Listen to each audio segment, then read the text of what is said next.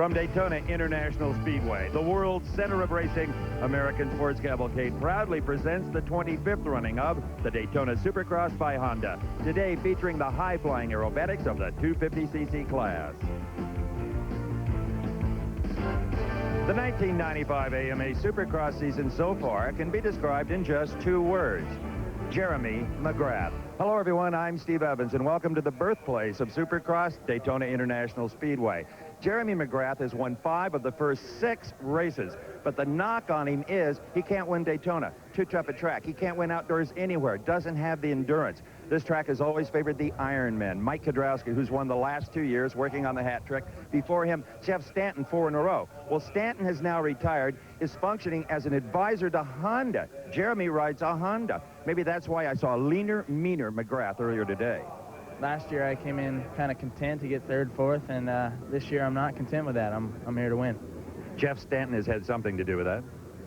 Well, he's giving us some tips as much as he can. He's kind of the team coach, kind of all-around guy, and you know, other than Jeff, I've had a trainer for the past 3-4 months, Gary Semix, and we've been working hard to get in shape for this race and the Nationals also.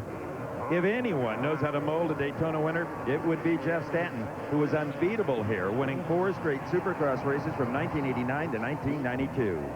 Jeremy and I have adapted well. We get along well. We work together well. He asked me some things about the track today and on how to approach some things, and is very responsive and getting information from me, and it's good to see. A guy like that could kind of put himself in a nutshell and think he's great, but he's open and willing for any suggestions. Should be interesting to watch, the new Jeremy. I mentioned that he has won 5 out of 6 races. Well, who's the Lone Ranger that won the other one and is favored here today to place in the top 3 or 4? Well, Ralph Shaheen is with him. That's right, Steve, and the weapon he used to stop McGrath was this big green Kawasaki KX250. The rider's name is Mike LaRocco, of course. Mike, what was it? Was it you? Was it the bike? How did you stop McGrath? I think a little bit of both. We've been kind of fiddling around trying to get something to work. After the first 5 races, they didn't go like we liked. So we changed things around. I started feeling a little better, and things are starting to come together now. Now that we come to Daytona, McGrath is not known to do real well here. Does this mean that you get to stop him 2 in a row now? Yeah, I would hope so. Atlanta went well for me, and Gainesville would have. And this week here too, hopefully I was trying to get some momentum going, back into the regular Supercrosses. So I feel real good out here today, and hopefully I can get 2 Supercrosses down. As you know, Steve, Daytona is the toughest racetrack on the entire Supercross schedule, and Mike LaRocco, not only does he have a good bike, he's got a pretty physically fit body to battle here at Daytona. And a ton of confidence. It's time for heat number 1. This is Larry Ward, bike number 11 from Florence, South Carolina. That's a Yamaha. And Ralph Shaheen next to him, a guy worth watching. That's number 4, Doug Henry on the red Honda. Doug Henry, one of the best up-and-comers in the series, Steve. A lot of people peg him to be one of the tough guys in the future. Maybe take over for people like Stanton and so forth on that Honda crew. And here's a rider for the younger fans, Ezra Lusk, number 24 in the Suzuki. We saw him win the 125 here at Daytona. Last year, that was his stepping stone directly into the major league. Todd DeHoops, another one of the Honda riders out of Michigan. Right now, Steve, he sits 15th in the 250 season point standings. From the Gold Country of Northern California comes Honda rider Steve Lamson, number 5. And earlier, Ralph had a chance to talk to Lamson about riding a big course. Hear a lot of guys talking about making your body a spring when you're riding here at Daytona, trying to find a rhythm in an unrhythm racetrack. Can you explain that? Yeah, you got to, for this track, it's so rough and long, and it's got a lot of jumps in it, so it takes a lot out of your body, so you got to just be out there and ride smooth and just flow with the bike. If you fight the bike, you're just going to get tired and you're going to get worn out so quick. So it's getting a good rhythm and, staying smooth and relaxed with the bike is going to be the key thing. We should explain to new viewers that Daytona is unlike any other Supercross course. Most of them are in major stadiums, Anaheim Stadium, Atlanta Stadium in Charlotte, and they're much shorter, require a lot of agility and quickness, but maybe not the endurance of Daytona, which is located, as you can see, right next to the airport here in the most famous beach in the world. The reason why this racetrack is so long, Steve, is because they stretch it out through the tri-oval section. All the folks sit in the grandstands there. They try to make the course as long as they can. It's just about a mile in length, which is very similar to an outdoor national motocross. The gate falls. Remember, it's 8 laps, 5. Go directly to the main. If you don't make the main on this shot, you'll have another one, but you'll be pretty beat up. Oh, Ross Johnston is down, and the Honda, the 613 rider, watch at the back of the pack here. You'll see him get sideways, and he just laid it down. Completely sideways. There is nothing more important in the sport of Supercross than the start. As you can see, a lot of riders are tangled up, and that is probably going to prevent any of them from making the transfer. There you see Steve Lamson and Larry Ward out front. Lamson on the 5, the red Honda. Larry Ward on the big white Yamaha trying to give chase. And already you can see how diabolical this course is, designed by Gary Bailey, the professor of motocross. It's got a little bit of everything, including a combination of soils. There's sand, there's decomposed granite. Pretty soon there'll probably be some mud. It's got a little bit of everything. And there's some Georgia red clay in there as well, as Larry Ward takes the lead from Steve Lamson. You see Ezra Lusk is in the battle as well, the number 24, the Suzuki. There you see him, the yellow machine. And that's Doug Henry on that red Honda, number 4. Behind him, and Ezra now gets around Lamson, and Lusk is flying, Steve. Absolutely. Looks just as good on the bigger 250 machine as he did last year on the 125. A former 125 Eastern Regional National Champion. You saw his foot come off the pegs there for a second. You'll see that. If this is the first time you've ever seen a Supercross, you'll see that all the time. These guys will be moving around those motorcycles like crazy. The bodies come flying off, and it's just their natural balance that allows them to pull it back on. Ward, Lusk, Lamson, Henry, and Clowers, your top 5 as we're just half a lap into the first heat at Daytona.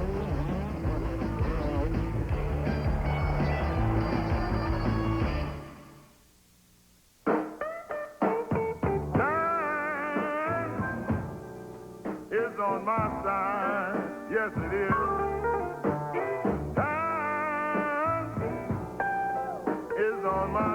At 5:01, work time ends and Miller time begins. Because nothing finishes a day like a beer that always finishes smooth. Miller High Life. Your time, Miller time.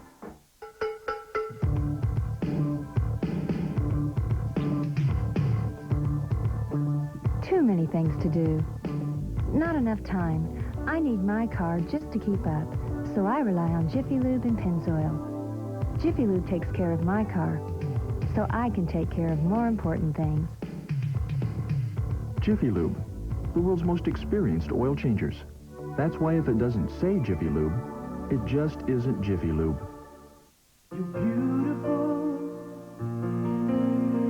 You're everything I ever want. If you love your car, what you put on it should be more than just a wax. New Zymol Natural Liquid Auto Polish protects your finish with beeswax and shines with rare Brazilian carnauba. Safe, naturally derived ingredients, so pure, powerful, perfect. Oh, so beautiful. New Zymol Natural Liquid Auto Polish. I don't need some fancy cologne to tell me I'm a man. I use Skin Bracer. It smells great, but it also cools and tones my skin. Confidence is very sexy. Don't you think? Original and cooling blue. By Menon. You just spray it on. You just spray it on. Quicksilver wheel cleaner from Armor All. Just spray it on, and then just spray it off. That's it? That's it. Quicksilver wheel cleaner.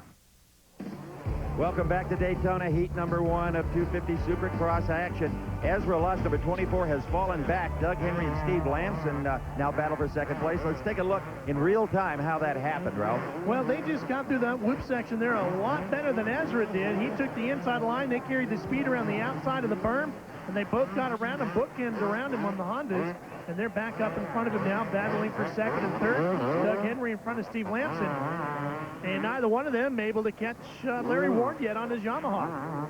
The fight for the all-important 5th position is between 87 Tommy Clowers, 25 Side the Hoop, 29 Cliff Palmer, and 466 Brian Manley, all not wanting to run the Consi. That's a pretty tight. Wow, look at Lamson catch the air over that triple jump there. Now, Lamson, Steve, is not the flashiest jumper on the circuit. That, of course, would be Jeremy McGrath. But Lamson is one of the best technical jumpers on the tour. And you heard the roar from the crowd in the background. But I'll tell you, if you try to make the triple and don't, it hurts. Big time. Here's number 5. That is Steve Lamson. He's chasing Doug Henry for that second spot. On to mounted. It's all control with the throttle and your body position on these motorcycles and how you get over it. If you listen to the riders when they work through the whoop sections, especially as you take a look at your leader, Larry Ward, you'll hear them working that throttle as they bounce their way over the whoop sections. They call it flying through the whoops. You're not actually going through them. You're trying to go over the top of them. And you're trying to keep the rear wheel on the ground, driving as much as you can, unless, of course, you're trying to shortcut a couple of those jumps.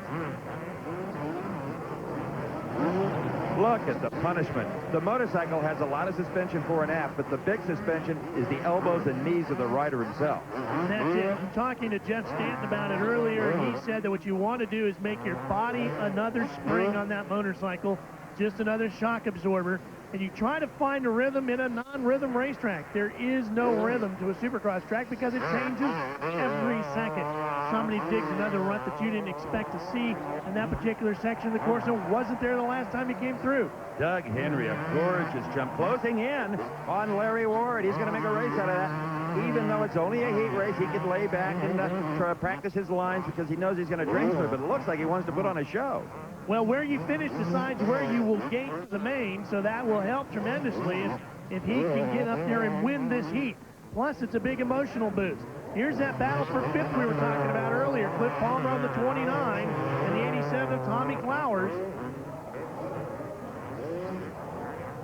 Look at those motorcycles bounce over the tops of those jumps as they work their way through the rhythm section. And you make the slightest mistake, it's like losing the draft in NASCAR. You can fall back 6 places. Very quickly. There's the move right there. We could even have another move. It looks like the 29 machine of Cliff Palmer, and then that quickly goes his way as Tommy Clowers flies by. You can see how quickly they can change back and forth. As you said, Steve, you get a little off on a line, and things change dramatically.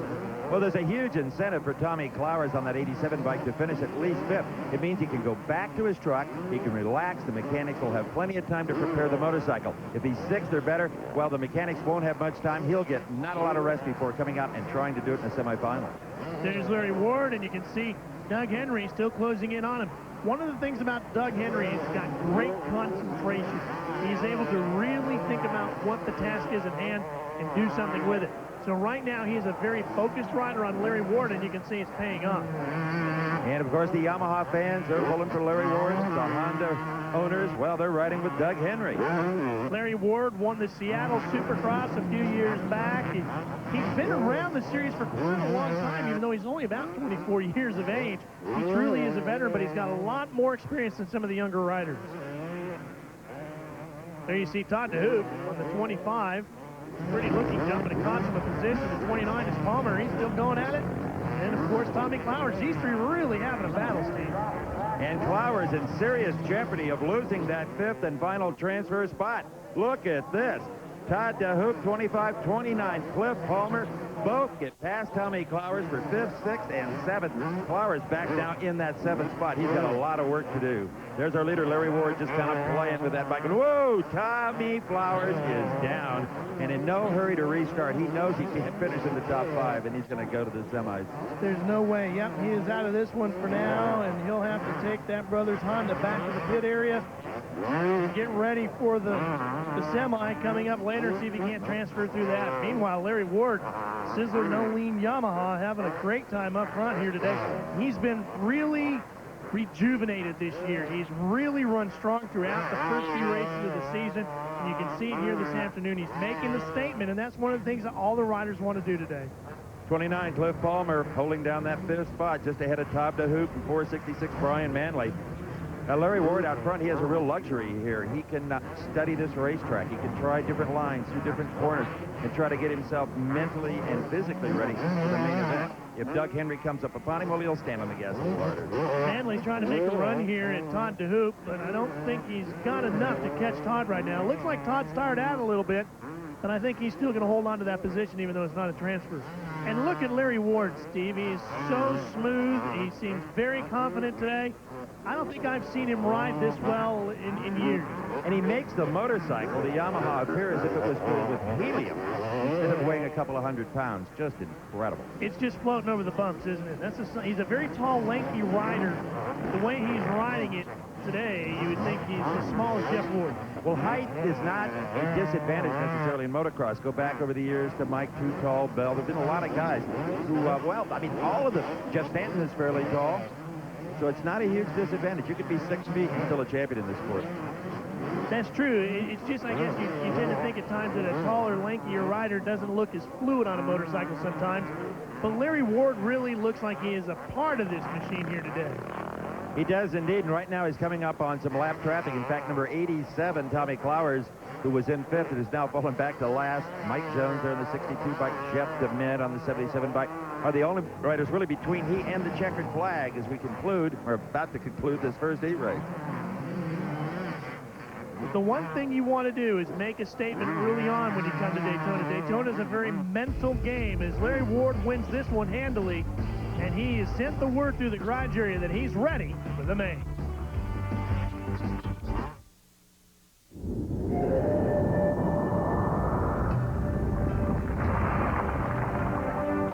Monroe developed Sensatrack shocks to smooth out the road for a comfortable ride. But Sensatrack doesn't stop there. It's the only shock that also gives you extra control when you need it most.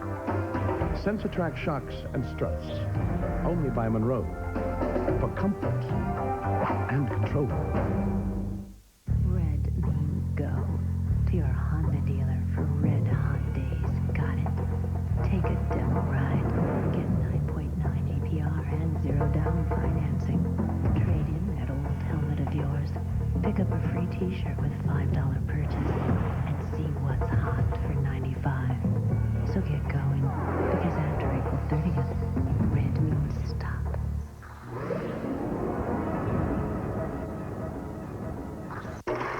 I thought I was smart.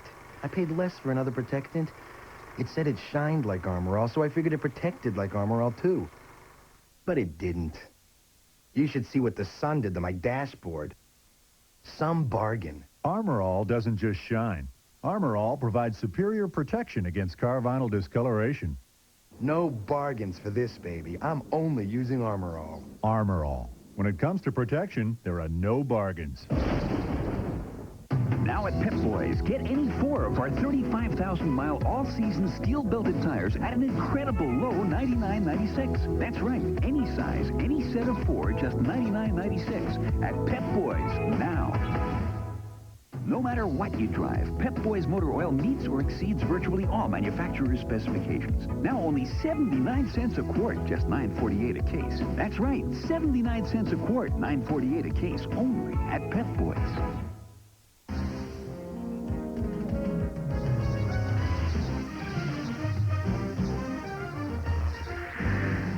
Hi, I'm Rick Benjamin. Hope you can join us for Race Day this Easter Sunday. We're not taking a holiday at all. The PM edition of Race Day will recap the Busch Grand National round at Hickory, the Super Trucks in action in California. All the highlights Sunday. All you need to know about motorsports. Race Day, tonight, 7:30 p.m., 6:30 Central, only on TNN Motorsports. We're back at the Palace of Pain if you're a Supercross rider, Daytona International Speedway. Heat number 1 is over. Larry Ward will want it on the Yamaha, Doug Henry second on the Honda, followed by Lamson, Ezra Lusk, and Cliff Palmer. Ralph Shaheen as the winner. Well, you know, you've really been rejuvenated this year. What's going on? I just feel good. We got that no-lean sizzle Yamaha working extremely well, and I feel really comfortable on it. And, you know, I like riding that thing, so I'm out there every day riding, getting in better shape. And I don't know, it's been a good year so far, and Daytona's a tough race, and I want to show everybody that I am still tough, and I'm still in this battle for the championship. You really exploded off that gate. What'd you do? I don't know. Steve Lamson got there first, and I just was real cautious around the first turn because it's a little bit tight, and I didn't want to go down. And once I got in the clear, I just got by everybody and rode a steady race, and I didn't worry about anybody else. I just pulled away. Steve, Larry Ward has made a statement here, winning his heat. Hey, he got my attention. Heat number 2 approaching the gate. A couple of riders to watch. Number 2, Mike LaRocco. He's on the Kawasaki. And for years, this has been a Kawasaki kind of a racetrack. There's number 12, Damon Huffman on a Suzuki. And next to him is number 6, Jeff Emick on a Yamaha. You see some of the tuners back behind the riders. Mike LaRocco's tuner, you saw him standing over his shoulder, is his dad. The motorcycle's in neutral, the riders flipping the throttles to keep the spark plugs clean in these two-stroke motorcycles. They mix oil in the gasoline. That's the only lubrication really that they have in the cylinders. Now, the start is imminent. They plunk it down into low gear, get up over the handlebars, and concentrate on that gate in front of them.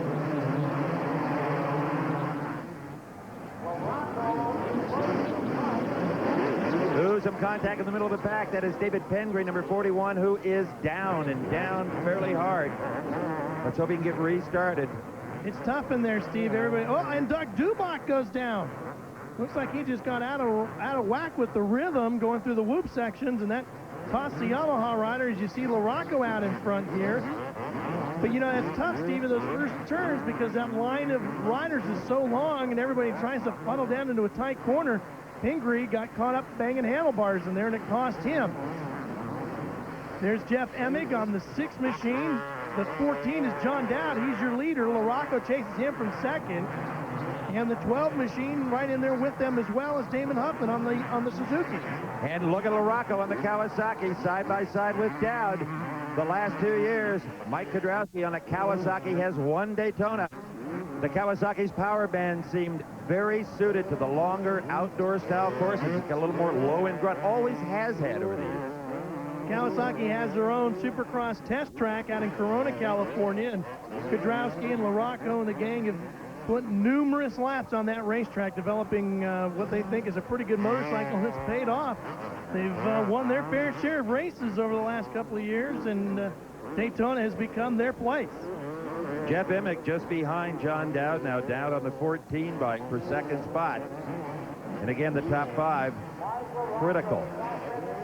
The lap distance the same as heat number 1, 8 around, which is a little over 8 miles. Man, I couldn't walk this place 8 miles. No, it is a real long racetrack. There you see Phil Lawrence on the 42. He's battling with Kyle Lewis, the 15. That is for 5th place. And Jeff Emig is on a tear right now. Emig right there has passed John Dowd, number 14, for second place. And just behind 42, Phil Lawrence repasses Kyle Lewis to hang on to 5th. Emig is a real good outdoor 125 national motocross rider. He hasn't won a 250 Supercross yet, Steve, but a lot of people feel it's coming soon. Oh, Dowd cases himself on the second half of that double jump. Gets into the banners and continues on, but he's lost quite a bit of ground here now. Remember what I said earlier, if you try to make a double or triple and fail, it can hurt and also be costly. He's falling back a bit. Phil Lawrence on the 42, closing up the challenge on the backside of the 12 machine. That's Damon Huffman on his Suzuki. And it's Phil Lawrence. He repasses Huffman. Got him cleanly. Indeed, he did. And the course holding up amazingly well, considering the punishment of 2 heats and practice for a number of riders. Gary Bailey and his crew have done a great job. They've got individual sprinklers and hoses all around to keep the dust down. They bring out earth movers at intermissions and during our commercials to kind of put some dirt back to where it used to be. And, you know, over the years we've been coming here, Ralph, I've never heard a rider complain about a Gary Bailey course. They call it tough. They call it exhausting, but they never call it unfair or unsafe, because Bailey wouldn't do that. Well, the other thing Gary does is every year he gives them a different racetrack. We've never had 2 Daytona Supercrosses that are exactly the same. And a lot of riders will tell you that at some of the other events, that's a problem. They almost get too boring because they know what's in store for them. Exactly. And if you came here and the course was easy, that's when you would get the complaints. Because we've heard riders like LaRocco talking about how hard they train just to come to Daytona. Damon Huffman showing that his training is paying off as the number 12 Suzuki is really applying the pressure to the backside of Phil Lawrence.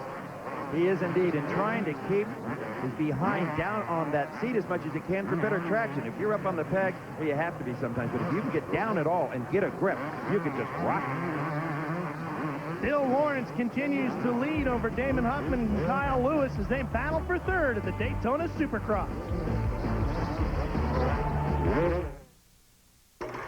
I thought I was smart. I paid less for another protectant. It said it shined like Armor All, so I figured it protected like Armor All too. But it didn't. You should see what the sun did to my dashboard. Some bargain. Armor All doesn't just shine. Armor All provides superior protection against car vinyl discoloration.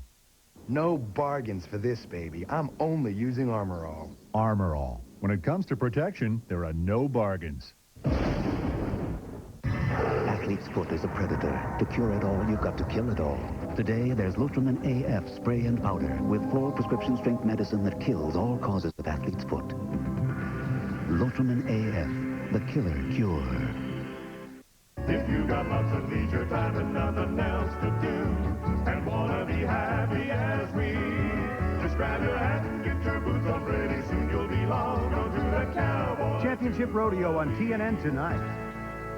The TNN Bass Tournament of Champions contest. And now we're offering you a chance to compete at home on Super Nintendo or Sega Genesis. You could win some great prizes like Tracker Bass boats, Team Daiwa fishing gear, Lowrance fish finders, Bass Pro Shop gift certificates, and more. To enter and compete, you'll need the game, and you're gonna need the rules. Get the game wherever Nintendo and Sega Genesis are sold. To get the rules, send a self-addressed envelope to this address, or call 612-467-1400, or visit your local participating retailer. Unbelievable, spectacular, breathtaking, crash impact. 60 minutes of blazing crash action in this special edition 2-volume set. See outrageous motocross and road racing action, sprint cars and outlaws, Grand Prix, stock cars, monster trucks, powerboats, and more. Only $19.95. This exclusive 2-tape set is jam-packed with magnificent racing and crash action footage featuring top drivers from around the world. Order now and get absolutely free. Havoc 1, over 45 minutes of rare footage, including some of the most thrilling and horrifying moments that made early racing history. You'll get this incredible 2-tape offer, plus your Havoc video free. 3 tapes that'll blow you away. Guaranteed or your money back. To order, call toll-free 1-800-544-6664. That's 1-800-544-6664. Or send check or money order for $19.95 plus $3.95 for shipping and handling. We're back at Daytona, and not much has changed. Phil Lawrence, number 42, Damon Huffman, number 12, Kyle Lewis, number 15, have all fought right up to the rear of number 6, Jeff Emig, who is in second place. This battle is getting to be a pretty good one, Steve, and these riders have got to be getting a little bit tired. We're going to see now which one has the better stamina here today. You know, I went through the garage area of the pits and talked to a lot of the team managers trying to find something mechanical for our camera to focus on, something revolutionary and new. They said, the 95s are just like the 94s, but wait till 96. Jeff Emig, Yamaha, the Honda, the Yamaha, the Suzuki all have some maybe major engineering surprises for us next year. I guess if there's anything new, one of the newest things is the paint schemes on the Yamaha. You saw Jeff Emig's bike, the blue and white, has officially become the new factory color for Yamaha. In fact, the Vance and Hines Yamaha road racing team now has switched to the same colors as well. This course, if anything, is getting harder and harder. They're creating obstacles where none existed before, and especially holes that can be very precarious. As we mentioned, the stuff with the sand, for example, that makes up a big part of this racetrack, and the red clay that you see there tends to rut up pretty easily. The clay is a little stiffer as you see Damon Huffman sliding inside of Phil Lawrence. Oh, they come together, and Huffman's down. Huffman was the loser in that tangle. As I said at the top of the show, it's more physical than hockey, and you ain't seen nothing yet. He seems to be okay. Phil Lawrence continues on. Kyle Lewis runs right behind him still on the number 15. But Lewis has slipped back a ways from second place. Jeff Emig is pretty solid there. Kyle Lewis spends a lot of time on the Mickey Thompson Ultracross Tour as well. Does pretty well there. Pretty good run here as well today, Steve. Don't expect him to be as dominant as, say, a Michael Rocco or a Mike Kudrowski or even Jeremy McGrath today, but Kyle Lewis should be a contender. And let's point out, this is the second of 3 heats. All of them are 8 laps. Then we go directly into a long, grueling main event. Now, all of the best factory riders are split up among these 3 heats. When you get them all to the main, that's when the fireworks can happen. The other thing is that they add more riders into the field here because it is a bigger, longer racetrack. They can have more riders out on the course at the same time. So that makes things more difficult for you, too, because you're working through more lap traffic and so forth, constantly dealing with other riders. Here we're looking again at number 42, Phil Lawrence. There is not a break anywhere on this racetrack. You know, even with an outdoor, we say this is very similar to an outdoor national motocross type of a course, where usually there you can pin the throttle wide open and run across a high-speed section and almost relax a little bit while you're doing that. Here you can't do that. Even though it's a longer course, it's still got constant obstacles for you to deal with. And very, very hard on the arms especially. Damon Huffman now is working Craig Decker. That is for 6th. And he's trying to charge his way back up, but he's running out of time, Steve. He sure is, and only the top 5 will go directly to that main event. You know, a huge crowd here for this Supercross, but at Daytona that holds over 200,000 people, it doesn't look that big. But if you put these people into a stadium, you'd fill some major parts in the country. Boy, was I ever wrong about Damon Huffman. Look at this. He has caught John Dowd. This is the battle for 5th and the final transfer. And in just a few more corners, number 14, John Dowd, will get a sign from his pitman saying, "Get on the gas. Damon Huffman is coming. We can't finish 6th." Damon lost a little time through that whoop section there. He slipped off the pegs that cost him, and Dowd has once again opened up a bit of a lead over him. Now Damon starts to close back in again. There's Decker on the 27 as he tries to get back up into this.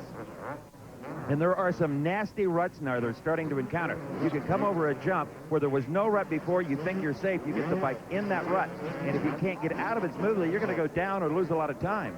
Kyle Lewis on the 15. That is your 4th place rider. Here comes Damon Huffman. Now let's see how he gets through this rhythm section. He struggled at the other end of the course. Gets through here a lot better. In fact, he closed up on him there for half a second. He sure did. Oh, and he goes off the course. Damon Huffman overshoots the corner, just went in too hot. Got too far up on the berm, went right over the edge of it, and that really hurt. And now Decker closes back in on him. But, you know, he was smart enough to not try to save it, to not try to make that right turn. He'd have probably got off the motorcycle. Instead, he just took the penalty, went off, came back on the racetrack at the same place. Boy, he lost a lot of momentum there, though, Steve. Oh, he sure did. In fact, that's going to ruin his chances for transferring, unless, of course, something happens to John Dowd, and it can. But here's the leader, Mike LaRocco, Kawasaki number 2, a huge lead. In fact, he's lapping riders, including Jeff Hedden on the 370 bike. La Rocket, as they call him, is the only rider to have won another Supercross this year outside of Jeremy McGrath. He stunned the field in Atlanta, took the win in the Georgia Dome. Mike LaRocco could do it again here. What makes him so strong? You know, I prepare every race the same way, and we stay out here in the week, and, you know, during the week and ride in some sand and get used to it again. But really, I do the same things, just, you know, hope that I'm ready, hope that I get a good start. One thing that helps a lot of these riders get ready for the Daytona Supercross is the weekend before they run the first 250 outdoor national motocross of the year in Gainesville, the Gatorback National Motocross. And I think that helps a lot of these riders get ready for a different type of racetrack than what they've been running early on in the season. Well, we heard Jeremy McGrath say he used Gainesville as a primer, as a conditioner for this race, and he won there. 3rd in the first moto and 1st in the second moto. Here you see Damon Huffman is caught back up to John Dowd. He just won't quit. And there's our leader, Mike LaRocco. What a high flyer. Unbelievable the air he gets off of that triple. You would think it was at the start-finish jump, but no, that's not it. What a photo op. There's a lot of still photographers down there, and there is the win for Mike LaRocco here in heat number 2, showing that the Kawasaki, again, will be very tough here at Daytona. Stay with us, everybody. Heat 3 coming up when we return. This spring, Napa is celebrating its 70th anniversary with low prices on some great parts and accessories. Pick up AC resistor spark plugs, only 69 cents each. A Time to Shine complete car wash kit, just $7.99. And STP oil treatment, free after mail-in rebate. So stop into Napa soon, your complete auto parts source since 1925. We keep America running. We keep America running. Red means go to your Honda dealer for red hot days. Got it. Take a demo ride. Get 9.9 APR and 0 down financing. Trade in that old helmet of yours. Pick up a free t-shirt with $5 purchase and see what's hot for $95. So get going, because after April 30th, red means stop.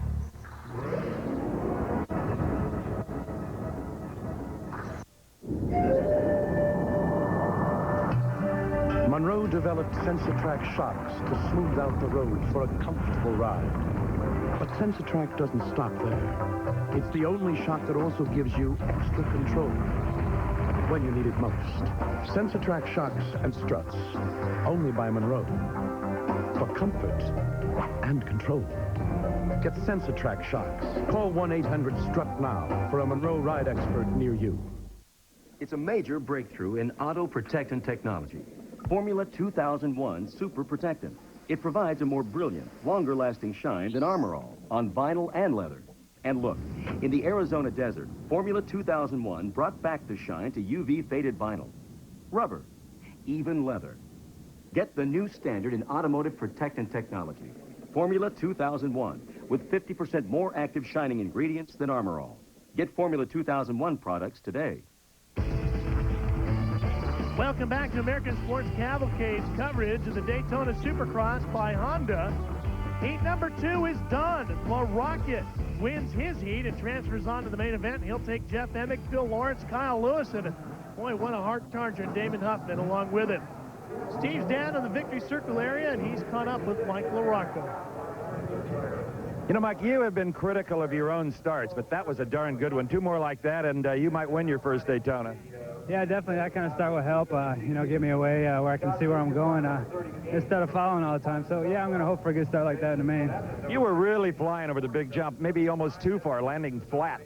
Yeah, the track's really, it's as rough as it is, it's hard to time anything, and you carry a little too much speed because it's bumpy, and it's hard to judge. So, I mean, it was smooth enough where it didn't bother me, but, maybe in the main event I'll find a smoother way.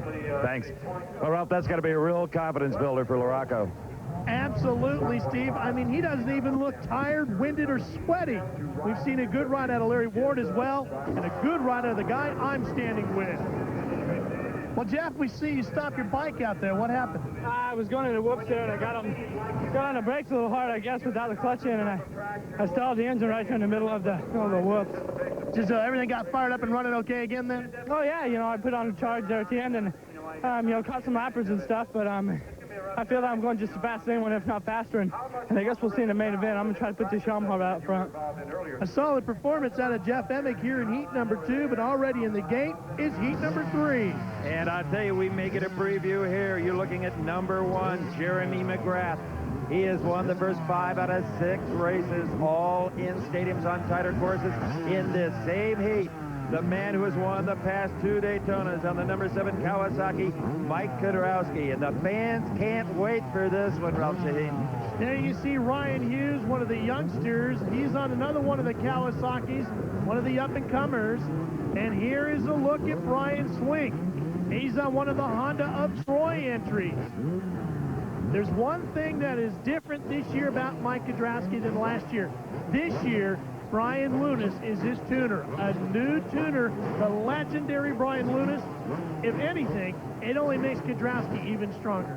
Jeff Stanton told Jeremy McGrath before he left their pit, win the heat, let them know you're here, intimidate them now, make them go back to their truck saying, oh man, it's going to be one of those kind of days.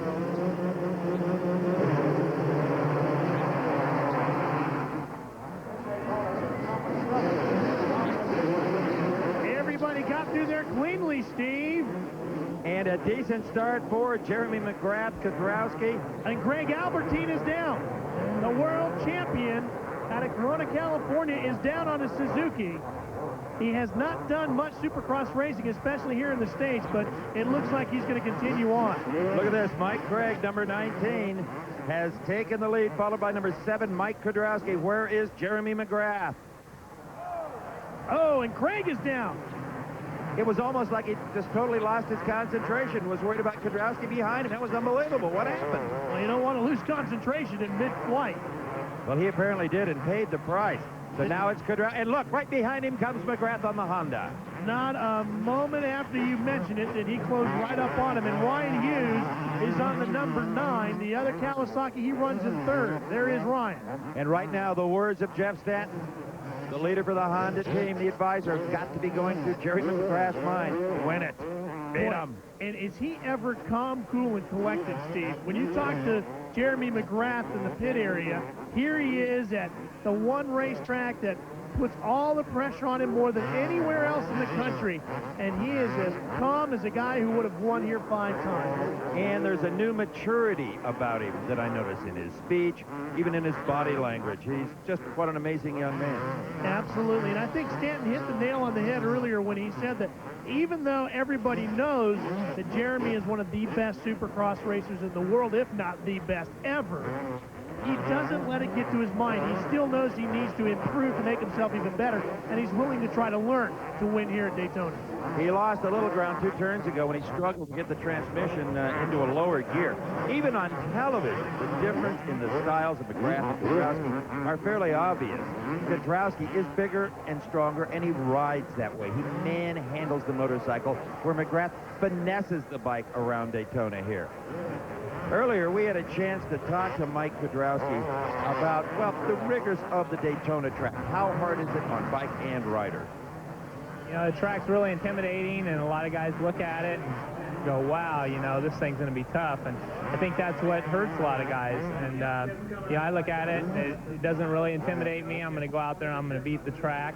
And, you know, I'm going to race the track and be the king of Daytona.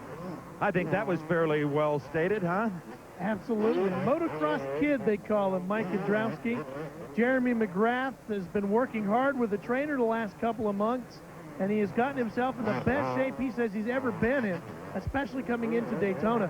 So if it's going to pay off for him, we'll find out here today. You know, I think Kedrowski is smart enough to right now be using this heat to learn the racetrack, to be thinking about the main event. If McGrath can beat him, so be it.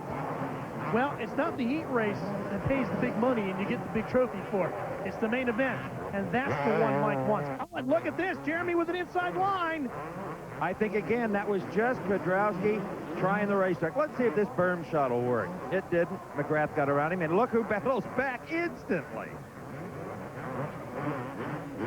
Oh, what a match race. What a beauty. And you can hear those two working the throttles through that whoop section there. 2 different brands of motorcycles. Riders from different parts of the country, totally different styles on and off the racetrack. Kedrowski styles a little bit in the air. Doesn't have to do that, just like Steve. There's Greg Albertine on the Suzuki. He's worked his way back up to 13th after falling down after the first couple of corners. Tries to pass one of the slower riders in midair. Working his way around the 36, that's Chad Peterson. I'll tell you what, we thought maybe it was impossible, but the way Albertine is riding, he might get into the top 5. He could very easily. He is a world champion of outdoor motocrosses. Completely different style than the U.S. Supercross. The one thing that everybody says about Jeremy, why he is so good at Supercross, is that he came out of the bicycle motocross ranks. It's a much more technical, rhythmic type of riding. You see him bobble a little bit there. And that is a lot different than what you do in an outdoor motocross where most of the rest of the riders came from. Example, Mike Kedrowski grew up racing outdoor motocrosses and then had to change his style for Supercross, had to adapt to that. Whereas bicycle motocross is just like Supercross. It's tight, it's compact, rhythmical, and look at the rhythm through the whoops, and Jeremy's your new leader. And the crowd, as they say, goes wild as Honda-mounted Jeremy McGrath now streaks away from Kedrowski. But I'm going to go back to my earlier comment. I think Kedrowski will not be intimidated by this. Some riders will. But he's going to use this heat for what it was meant to be, for a rider of his caliber to get it all figured out to the main. All right, here are the standings so far in heat number 2. McGrath, Kedrowski, Hughes, Swink, and Gonzalez. Can Jeremy McGrath hang on to win this heat? Stay with us. We'll show you when we come back to Daytona and the Supercross by Honda. Introducing the revolutionary new helicopter lure invented by 9-time Bass Angler of the Year Roland Martin.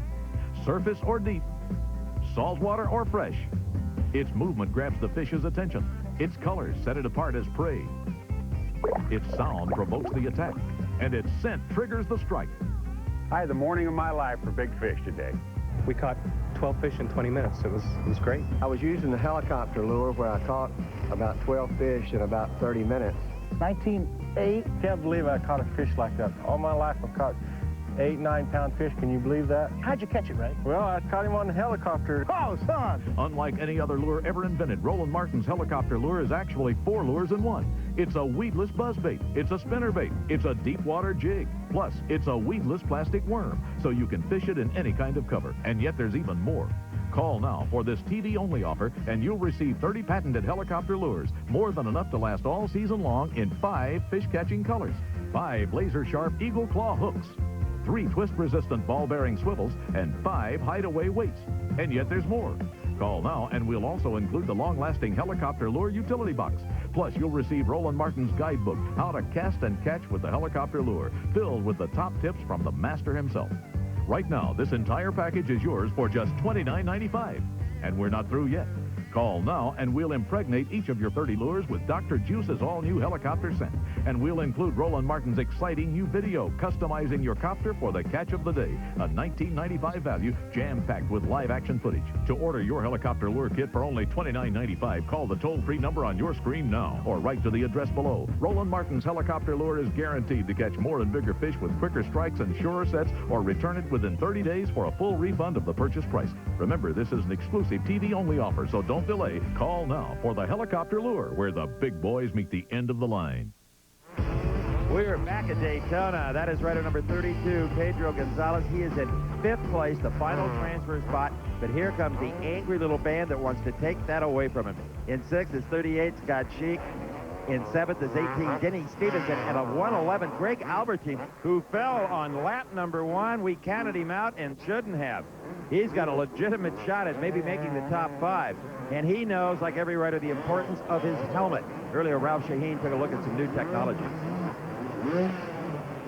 One of the busiest buildings at Bike Week is the Orion building, and the reason why is because they supply the majority of the helmets to all the motorcycle racers, and it's located right in the center of the International Speedway.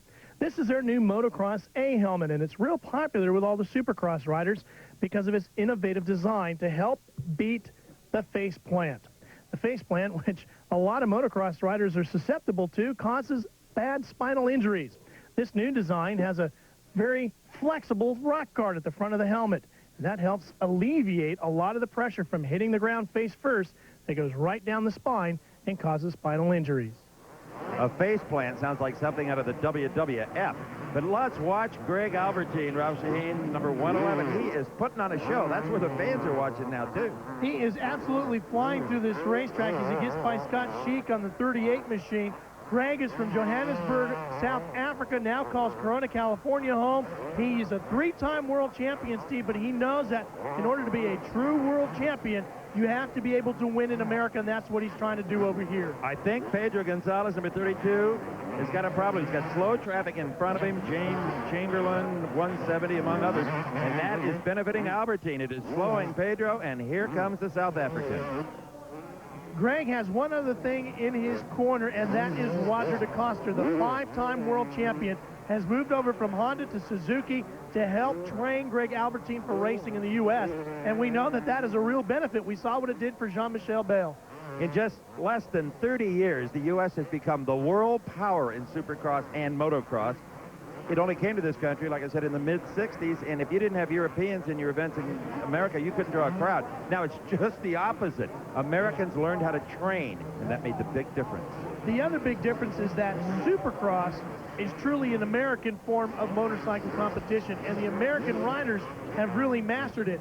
So for a European rider to come over here to do well in Supercross, again, just like we talked about the U.S. riders that grew up in motocross racing, they have to learn a whole new type of racing.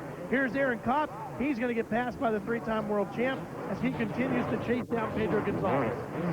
Still more traffic for 111 Greg Albertine in the form of 256 Aaron Kopp. We are on the very last lap here, folks, so he doesn't have a whole lot of time. Well, look at him turn that bike. That mid-air maneuver had the bike set up to where when it landed, it drove. A lot of people expect Greg Albertine to learn quickly in the early stages of the season. We're only 6 races into 15 Supercross rounds this year. So before we get to the end of the season, Greg Albertine will be much more improved when it comes to Supercross racing. Pedro Gonzalez again has to contend with traffic. And again, that is allowing Albertine to pick up the pace and move up. Look at this. Albertine goes around 176, and now he only has Pedro between he and that final transfer spot. He's going to make his move. He's setting him up right now. That's Albertine on the 111 bike. The yellow machine, the green leathers. On the inside of Pedro Gonzalez. No. He's in his grasp, though. It's just a matter of time, I think, here, Steve. He's going to get him. But he doesn't have a lot of time. This is the last lap. What a performance by Greg Albertine. Talk about tenacity and not giving up. A lot of riders would have said, okay, well, I'll just be in the Conti. Not him. Ooh, this is it. If he gets by 32, we'll see him in the main with Jerry McGrath and the rest. And there is Jerry McGrath almost standing it on end as he takes the checkered flag here at heat number 2. Jeff Stanton and Honda will be proud. And Albertine did get by Gonzalez, so he will transfer as well, as long as he can hold on to the back half of the racetrack here. And nobody has to tell him that a bobble here would make all of that hard work nothing, down the drain. It looks like Pedro Gonzalez is tired out a little bit as well. I don't think he has enough left. They're coming up on the 10 machine of Brian Swink. Brian is currently running in 4th, so Albertine might even move up another spot before he's done. Even though he doesn't need it, but it's good insurance. Albertine takes 5th position. All right, here are the top 5. Jeremy McGrath on the Honda. Kudrowski picks up 2nd place and learns a lot of knowledge about this course for the main event. Ryan Hughes in 3rd, Brian Swink number 10 in the 4th spot, and Greg Albertine, the ride of the heat. Let's go to Ralph. Well, you wanted to make a statement, and let me tell you, you did. Are you pleased with that statement? Yeah, definitely. I didn't get such a great start. I had to pass some guys, and, you know, it was good. I felt really smooth. I think I'm ready for the main. How pumped up are you right now? Are you at a level pace that you can deal with, or are you flying higher than you have been all year? Well, last week was definitely a highlight of probably this season for me, and coming into this race with some good confidence. But, you know, each race is a new race, and try and look at it like that. Come on, man. You sound awful quiet and calm, but I know right now you're sitting in the best position you've ever sat at a Daytona Supercross. You got to be a little fired up about this, getting ready for the main. Well, that for sure. Daytona's always, you know, eluded my win list, and, you know, I'm here to win. No more 3rds and 2nds and 4ths, none of that. Next up, main event for Jeremy McGrath. Quiet confidence for the reigning Supercross champ, and a big smile for the 3-time world champ with Steve. Greg, when you got off it, we thought, oh, no, not the world champion. Yeah, I had a great start. It was unbelievable. I came into that corner. For some reason, I just lost all strength in my shoulder. Not the one I've had problems with, and I dropped the bike, got up, and it was hurting really bad. And then I just, like, rode slowly, and then it seemed to get all right, and I just carried on racing, finished fifth. Should have heard this American crowd cheer you when you picked up that 5th and final transfer spot. They were all behind you. Well, it's great to hear. You know, I'm here for the fans and put on a good show for them, so I'm really glad to hear that they're supporting me. Get some rest for the main. Ralph? The main event for the Daytona Supercross by Honda for the 250cc motorcycles coming up next. So stay with us. Main event on its way.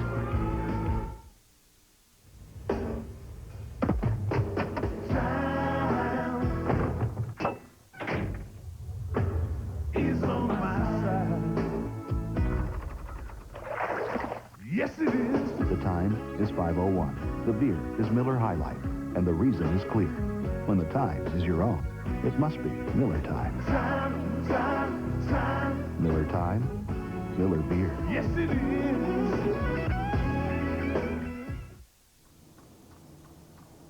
Just spray it on.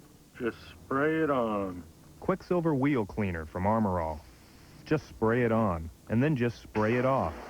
That's it? That's it. Quicksilver wheel cleaner.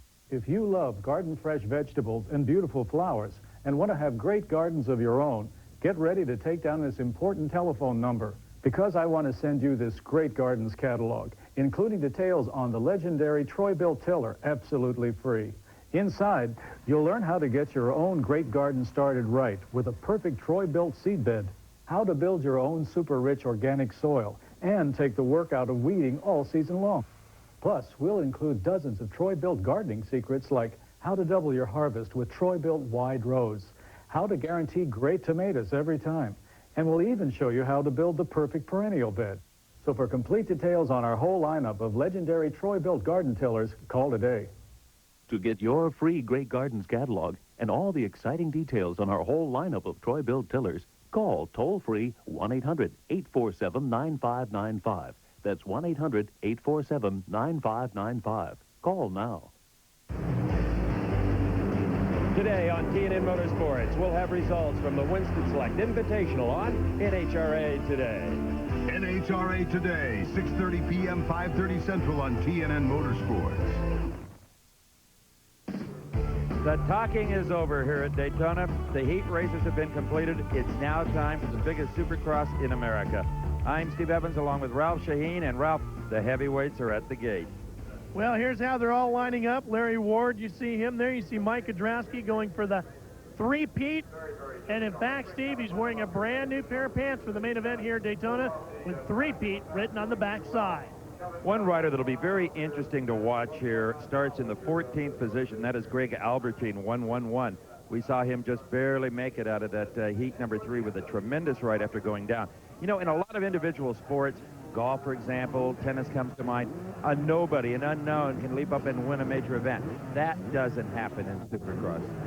Not too often, that's for sure. You expected to come out of that top group. Steve Lamson would certainly be one of the contenders here. Jeremy McGrath, Kudrowski, LaRocco. It'll be one of those guys. If there's going to be somebody to sneak in, a Jeff Emmick possibly would be one of them. Greg Albertine, the Johannesburg, South African native, if he is to win a Supercross this year, this one is his best shot. And for any rider, certainly Jeremy McGrath is not in this category. If you're having a bad year, Daytona can be a season saver. But look what happened on the parade lap. Watch the number 1 Honda of Jeremy McGrath. He fell down on the parade lap. No injury to bike and rider except maybe to his pride. That was Steve Lamson and Greg Albertine he banged into there. A little trouble getting it started, but he let it back off, and he's ready to go. And here's Doug Henry. Talked a lot about him during his heat race. He's so good at staying focused. Arm fatigue is a huge problem. Ralph talked to an expert. Anybody who knows anything about motocross and supercross racing will tell you that this is probably the most demanding, physically tough form of motorsports in the world. Jeff Ward can tell you all about that. This is a guy who used to do triathlons for fun. That's how tough his training program was. A lot of people talk about arm pump in supercross racing. What is that? How does it affect the rider? Well, it affects the rider in a number of ways. It's usually from probably a lack of riding during the week or just not getting warmed up before you go out. It's what happens is when you're riding and you're using throttle and front brake and clutch and stuff, and the blood comes into the arm a lot quicker than the body can take, and it's kind of familiarized with something. It's like playing a video game and you're tapping something real long and the blood comes in, you can't move your hand as quick, and it just causes problems on moving around the bike and being able to control the throttle and the brake to the best you can. It just makes it real awkward and the rider doesn't ride fluid.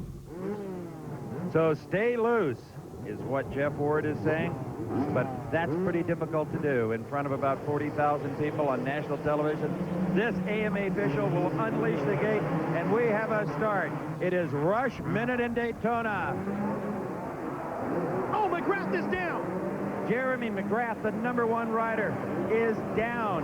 John Dowd, it appeared, had a problem in front of him, and Jeremy had nowhere to go. He's back on the bike. This could make it very interesting. Let's have another look at exactly what happened to the man leading the Supercross points. Dowd really had a problem. Look at him, endo right here, and his motorcycle knocks McGrath down. Albertine gets hard on the brakes, slides through, as do the rest of the riders. Both riders are able to get up. Here's another look at it as it comes right into your living room. This is a terrifying moment for a motocross rider. The rest of the field may use you for traction. Your own bike may attack you. You see, Jeremy McGrath got hit in the head by Jeff Emmick's knee even. It is a real scary moment in there because there are bikes and bodies flying everywhere. But Mike Craig has emerged as the leader, just as he did in heat number 3. The Honda flying over the start-finish jump. Looking strong early on. And this is another reason why you want a brilliant start. You want to be ahead of that kind of an accident. You don't want to get into somebody else's problems, as Jeremy McGrath did. You saw Ezra Lusk bobble through the whoops. That opened the door for Doug Henry. He slid by, took over second place. So Lusk now will have to repass him. We saw a great ride out of Ezra here last year in the 125 division. So anything is possible for Ezra Lusk. Let me tell you what a disaster that was for Jeremy McGrath. The #1 plate, he's up and he's charging, but he's in 21st place, chasing Damon Hoffman on the number 12 and Kyle Lewis on 15. All eyes will be on Jeremy McGrath. But back up front, a tremendous start has put Mike Craig, number 19, out in front here at Daytona. But Doug Henry would really like to make a move now, assert himself early on, get that lead, not be faced with any roost of dirt off of anybody else's back wheel, at least until he got into lap traffic. Look at Doug. Whoa! And he's got the lead right there, Steve. He uses the outside berm, shoots around, and takes over the lead. If you can get out front and stretch out a lead, things will definitely play into your advantage. Doug Henry is the leader in the Daytona Supercross by Honda. We'll be back with more from the main event at Daytona. Tonight on TNN Outdoors, on Fishing with Orlando Wilson, Orlando reveals the secrets to really big bass.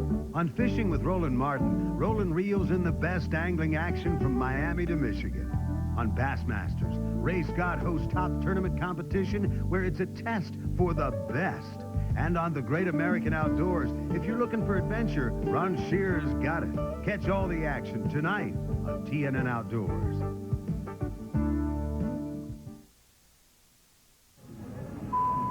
Ladies and gentlemen, this is the captain. Please fasten your seatbelts for takeoff, and remember, this is a smoking flight.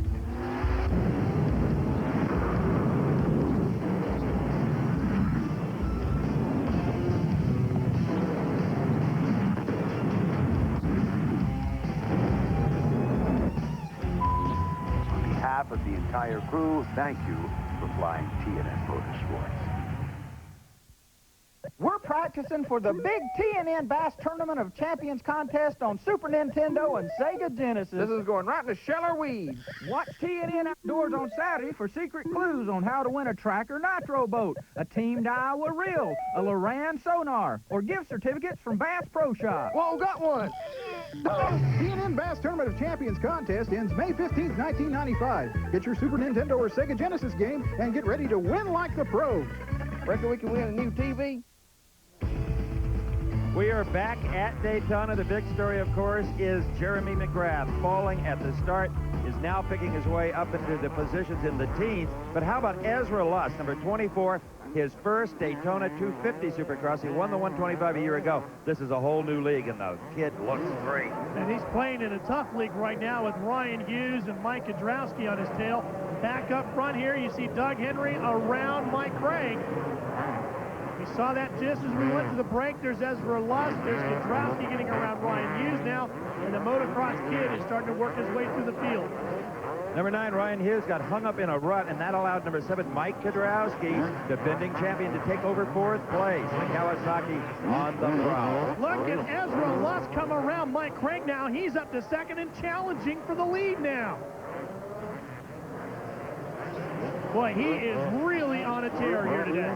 He is indeed, and now he's got Mike Craig in front of him before he can take over that 2nd place spot. Steve, we've seen overcast clouds all afternoon here at Daytona. You've seen a few raindrops on the lens of our cameras. That will only help these riders. It's a bit of a cooler day here at Daytona than we've seen in years past. There you see some of that dark sky. Look at Ezra now for the lead. Flew by mid-air. Ezra Lusk, for the first time in his young life, leads at Daytona, but it may be momentary. Well, he lost a little bit of ground as he came out of the seat over that jump. Lost his balance a little bit, and I thought he was going to slip back into the clutches of Mike Craig. Doug Henry, we talked about how focused he can stay. Right now, he is concentrating on everything that he does with that Honda. He just tries to concentrate on leading, not worrying about the riders behind him. There's John Dowd just in front of him, number 14, about to get past by our leaders and go the lap down after that tumble at the start. There has been nothing easy about this track all day long, but right now it is at its toughest and roughest, I might add. John Dowd doing a nice job to get out of the way of the leaders. He saw them coming through. Nice move. He knows his Daytona Supercross is over for another year. So Doug Henry on the Honda number 4, currently out in front of Ezra Lusk. Ezra on the Yamaha. And here, storming up on the green Kawasaki number 7, that is Mike Kudrowski. Makes the move on 19, Mike Craig. He is in 3rd place. Ezra, a few bike lengths in front of him. Whoa! Ezra has caught up some banners. If they get in that rear sprocket, and he's trying to kick them loose, that was a real brave little maneuver. Mid-air there, you get hurt doing that kind of stuff. But Ezra knows if those get wrapped around and start interfering with the rear brake, he's got problems. Oh, and a big crash here. Michael Craig gets taken out by Ryan Hughes as they were battling to get around Ezra Lusk. And now they keep running into each other. You can see fender pieces knocked off the bikes. Watch this, the 19 and the 9, and Ryan just jumps right into him. 3 abreast just doesn't work at Daytona, be it motorcycles or Winston Cup cars. It's risky. Well, that's a real tricky section because it's a jump in a turn, so you're almost turning in midair, and Ryan knew he was running out of dirt, and he had to get the bike turned, and he just turned right into Michael Craig. You know, between the incident at the start and that one, they're giving this thing to Kudrowski. Now he's going to have to deal with Doug Henry here first. Doug Henry sits 6th in the points, and there is no doubt that Kudrowski is a better racer here at Daytona than is Doug Henry. But Doug is a young, aggressive rider, and he's a very focused rider.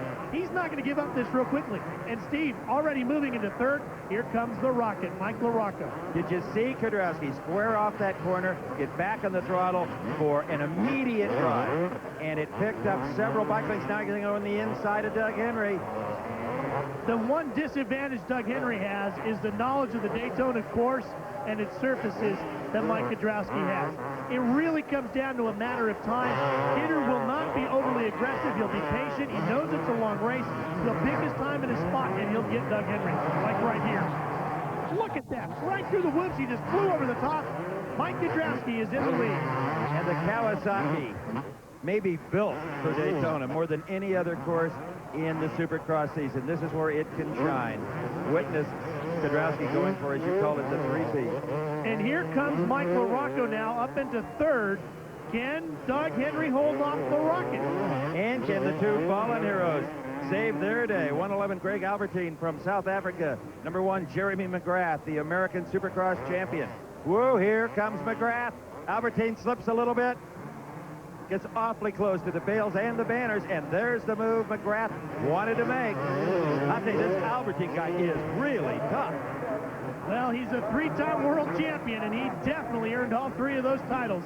He is one of the best when it comes to outdoor racing, and that's basically what we're doing here today. Here's the battle with, oh, and LaRocco has a problem. He buried the nose in a rut. He got delayed. He doesn't lose position, but he does lose a lot of time to the leader. And now he's got a problem for sure. He stalls the motor, recranks it. Oh, man, this is not a good first 2 laps for Mike LaRocco. The only good news is that despite those problems, he didn't lose a position. He is still in 3rd, only a lap around him. Well, Mike LaRocco continues the chase, but it's Mike Kudrowski out front. Daytona Supercross continues.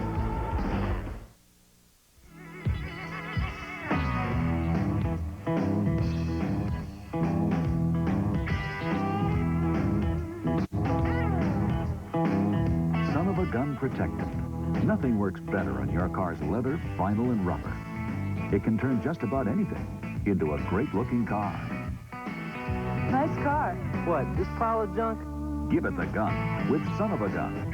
And now give your tires a quick kick with One-Step Tire Care. Something is terribly wrong with the children of Midwich. There have been a few casualties. They control your mind. There are going to be changes. They control your thoughts. What are they going to do to us? And nothing can stop them. Christopher Reeve, Kirstie Alley, John Carpenter's Village of the Damned. Starts Friday, April 28th at theaters everywhere. Now at Pep Boys, get any 4 of our 35,000-mile all-season steel-belted tires at an incredible low $99.96. That's right, any size, any set of 4, just $99.96 at Pep Boys now. 49 cents. Not a lot to pay for quality. Now at Pep Boys, Champion Spark Plugs just 49 cents after mail-in rebate. That's right, Champion plugs just 49 cents at Pep Boys now.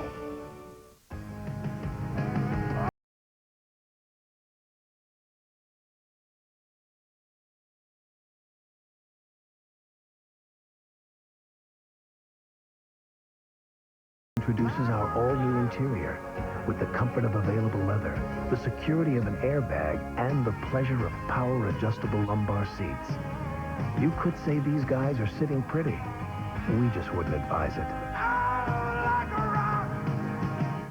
You're watching TNN, the Nashville Network, the #1 source for country music, entertainment, and information.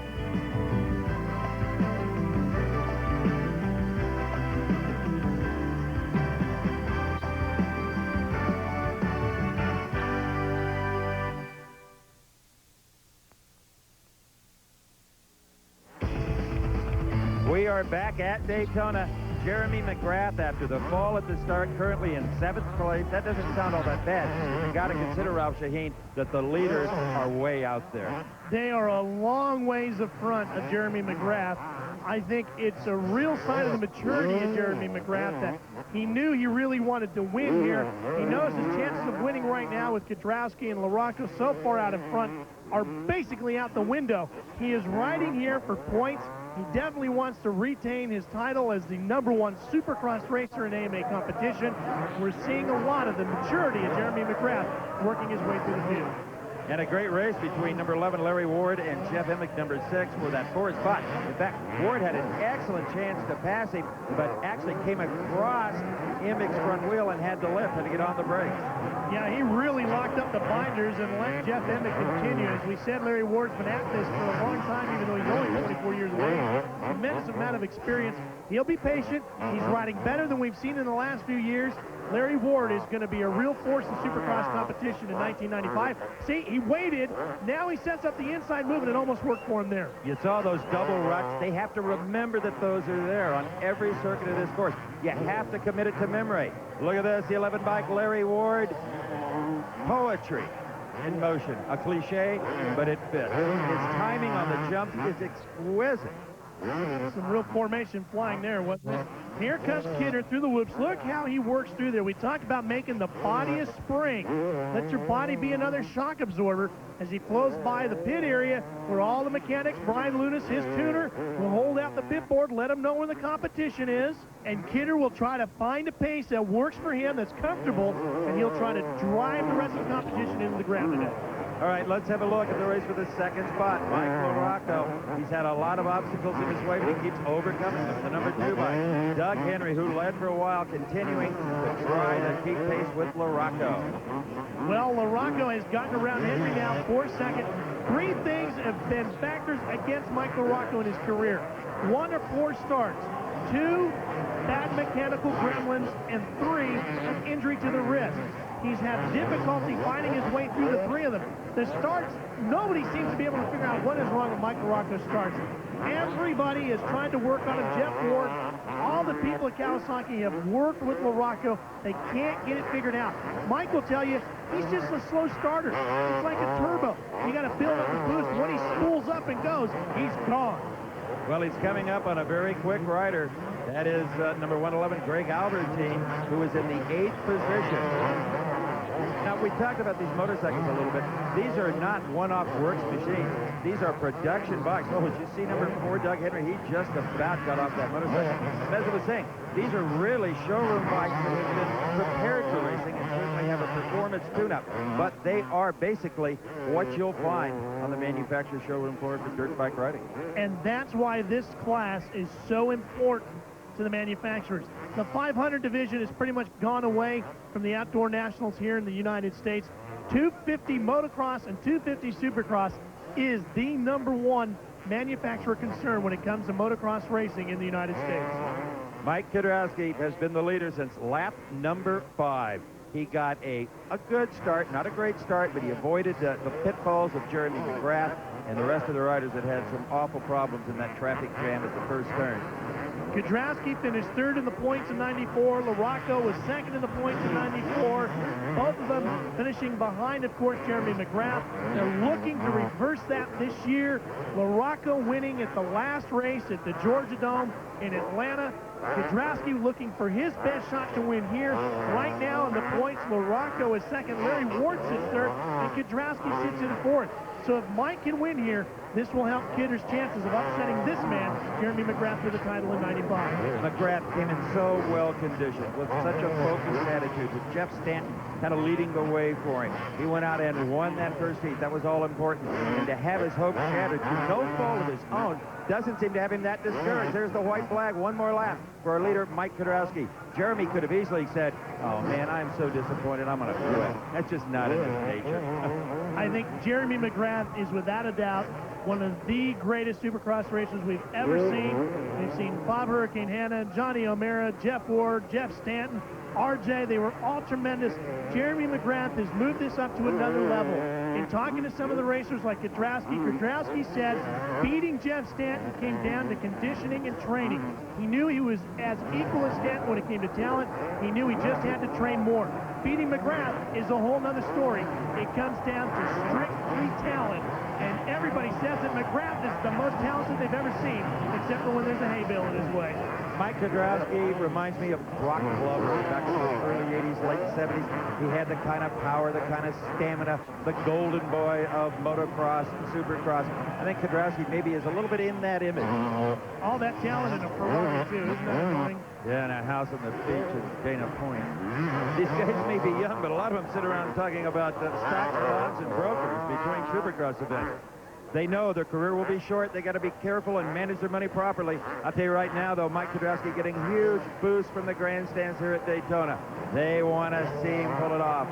He is about to become only the second rider, along with Bob Hurricane Hanna, to have 3 wins here at Daytona.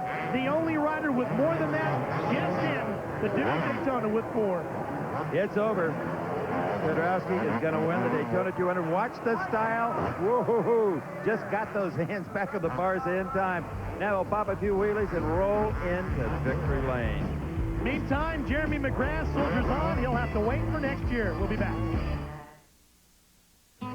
You know, at AutoZone, we know our customers work just as hard as we do. So we're open when they need us, at night and on Sundays. And since 2 million folks each week count on AutoZone for what they need when they need it, we're not about to let them down. That's why we carry so many parts and why we price them so low every day. You see, selling top quality parts at low prices every day is how we make a living. But helping customers, well, that's how we make friends.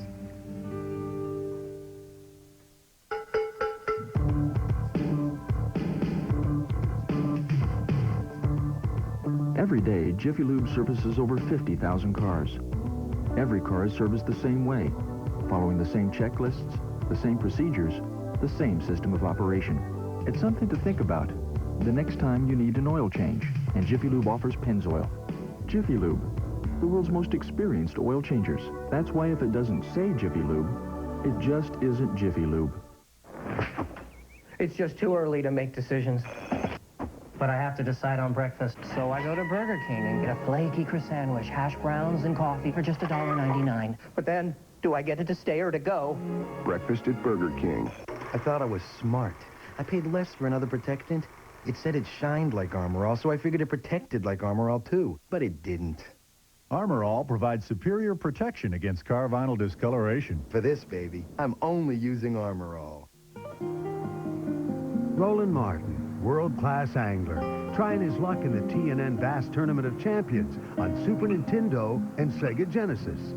Wow, you know, this is the best fishing game going. And now we're offering you some chances to compete and win some great prizes, just like the pros, but right at home on Super Nintendo or Sega. It's the T&N Bass Tournament of Champions contest. The grand prize is 2 Tracker Bass boats. 50 first prize winners will receive Team Daiwa reels. Other prizes include Lowrance Fish Finders, Bass Pro Shop gift certificates, and more. It's a tournament that you can start whenever you want. Once you've got your best catch, just take a photo of the screen that shows your catch's total weight. Just like in a real tournament, the best catch wins the grand prize.